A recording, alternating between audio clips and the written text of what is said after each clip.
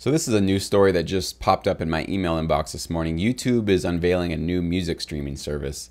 This has been coming, I think, for a while now, but they're just now about to unroll it. And it's coming out actually in the next week or so. And I'm a little bit unsure about how I feel about it. And I kind of want to actually find out from you guys. What do you guys think about this? So as you guys know, the reason why this is sort of catching my attention, YouTube is one of the biggest, if not the biggest source of music discovery and streaming on earth right now. Most people are going to YouTube to watch their music videos, check out an album, listen to a song, put music on in the background while they're working. I mean, as much as YouTube is a video site, a video-based site, it is very much a music-based site as well. Most people, including myself, go to YouTube every day for music. And so they're obviously, you know, people can monetize their videos and their music videos and their tracks by offering advertising. So that's been a way that YouTube's been able to monetize and artists have been able to monetize. But now they're going to be actually now creating a separate service, a separate app essentially that you will pay, let's see, $9.99 a month here to essentially, this is where I'm getting a little bit confused. So they're basically going to be giving you millions of official tracks with a vast catalog of rarities and remixes uploaded by YouTube's users. So basically what they're saying is, you know, we're going to now offer a way for you to, as you can see in this picture, kind of enjoy music directly from our app. And I'm guessing it can kind of play in the background on your phone and other places, so it's not necessarily getting interrupted every time you go to a different app on your phone. So it's kind of more of an actual proper streaming service, which I guess in some ways can be very useful if you love listening to this kind of music from YouTube and putting it in the background.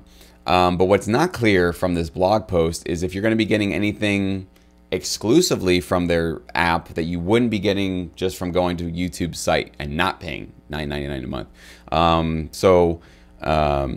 In other words, like other than this one feature where maybe you can hit play, get out of the app, you know, check your email, do other things like that. Is that the only real benefit that you're getting out of it? Is there going to be anything exclusively released through this app that you couldn't get directly from YouTube? That's the one thing I'm not exactly sure, because like there's one sentence in here that says, let's see, in a blog post, he added that a service would offer a mix of official songs, albums, thousands of playlists, and audio radio plus YouTube's tremendous catalog of remixes, live performances, covers, and music videos that you can't find anywhere else. Does he mean, and I should go read his blog post to find out more, but does that mean that you're not going to be able to get some of these videos, live performances, and songs from just the YouTube Direct app, just the app that everybody can use for free, obviously by watching advertisers ads to make it worth it?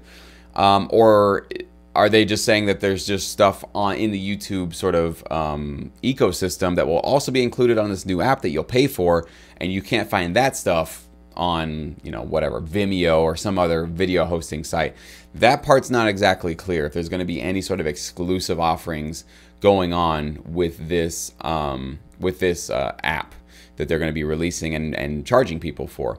So that would be really good to know, because I'm not exactly understanding what would be the incentive for you know, a millennial or even somebody younger who's right now getting all their music essentially for free. I mean, yes, advertising, all that kind of stuff, nothing's really free, but they're essentially not paying it for out of their pocket, and they're getting to listen to any song they want, and they can check out any music video they want.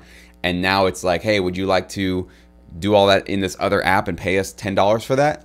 I don't know. I don't know if that's enough of a pitch, enough of a sales pitch to entice anybody to start paying for that content. Now, if there's exclusive stuff, can't get this kind of stuff anywhere else, and you have to pay $9.99 a month to get it, okay, now we're talking about something that's a little bit more valuable because it's exclusive and you can't get it anywhere else.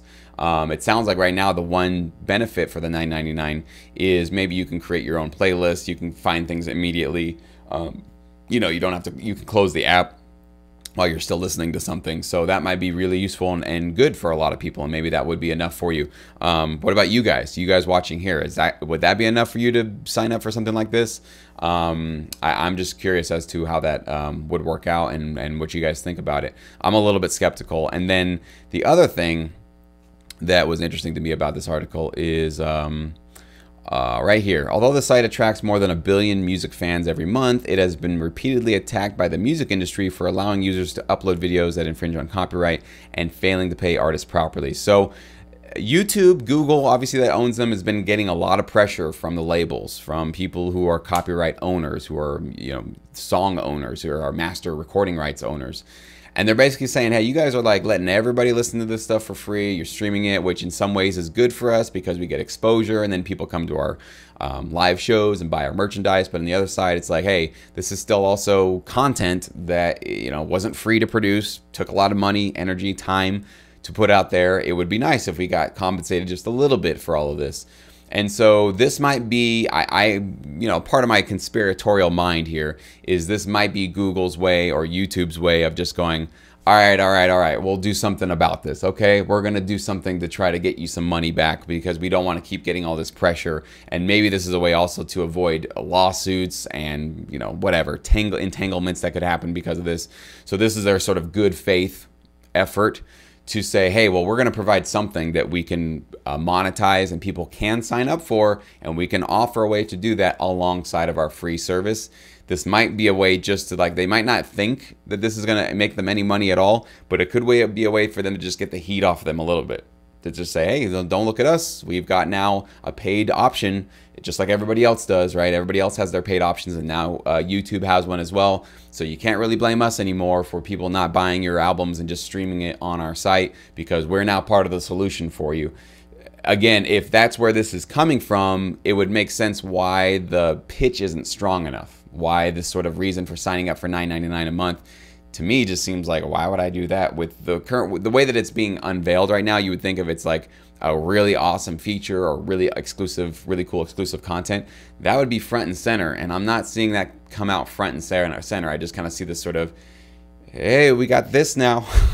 You can do it over here for $10 and you get a couple extra features. You want to sign up? I don't know. I'm not getting the sort of, like a lot of a passion coming through with this pitch that this is going to do some crazy stuff and really offer something really unique. Now, I could be completely wrong, and probably I need to research this a bit more. This is my first impression. This is just what comes through my head when I kind of see this kind of stuff. So you can check out the link below to check out this article. It's from the BBC, but many different people are reporting on it. But more importantly, I want you to comment. I want you to tell me what you think about this service. Do you think this is a strong enough pitch? Maybe you know more about this than I do, and you can set the record straight on me and tell me, Jesse, you're completely wrong. You missed this whole other part of the service that's going to be really great. Would you sign up for something like this? Does this seem something that you would pay $9.99 for? If you're somebody that right now gets a lot of your music directly from YouTube, even though you watch the ads, you suffer through the ads, you click that skip button just like I do, just like everybody does. Would you sign up for something like this? Do you feel like there's enough of a pull, or what would be enough of a pull for you to sign up for a service like this? Because it's always a battle. It's always how do you figure out how to monetize your music? And that's like really in the licensing business, one of those things where luckily there's an entire industry there of people with, money, budgets, and sort of the understanding that they have to pay for quality music to license to put into their TV shows, movies, and commercials. So we're very fortunate that there is one segment of the business that has this pretty much figured out. Of course, there's going to be people that pay you less than you'd like to. There's people that are more generous, obviously, but that's life, right? That's just going to happen. But at least there's an entire industry here, music licensing, that has a lot of this stuff figured out. And I think in the sort of consumer side of the business, this sort of artist side of the business where you're trying to sell music directly to fans, consumers, it's messy because you got a whole industry of people, a whole generation of people growing up now that grew up on free music, right? Maybe it was ad-based, but they didn't pay for it. So getting people to start, it's not impossible, and trust me, that is very doable. If somebody, look at bottled water, right? Whoever came up with the idea of bottled water, you would think nobody, like, what? Bottled water? Like, you get water from your faucet, you get those drinking fountains there, it's completely free everywhere. Bottled water is a multi-billion-dollar business, right? So people do pay for things that they could get for free, but there's something about it that it gives you that sense of value, right? It's worth paying 99 cents for this bottle of water because I can carry it around with me when I'm thirsty in the car. Can't do that with a drinking fountain. Can't do that with your kitchen sink. Obviously, maybe it's purified, maybe it's cleaner than most water. All that kind of stuff, okay? So if the value is there, people will pay. But trying to come up and figure out what that extra value would be to get people to pay for something they normally are getting for free. That's the trick. And I wonder if what I'm seeing here is actually going to do that trick. No matter what happens, people will sign up for this. I know that for a fact. Even if there's not much going on with this app, people will sign up for it just because you got millions of people around. Chances are somebody's going to sign up for it. So they'll probably make some money with this. But if it were a really strong pitch, you might actually get a larger percentage of the users of YouTube going, yeah, this is way better actually. Like, using this, using the regular YouTube ad, there's a lot of problems with it. I don't like it. This thing's going to give me some cool exclusive uses, content, all that kind of stuff. So I don't know. Just my 2 cents on it. What is your 2 cents on it?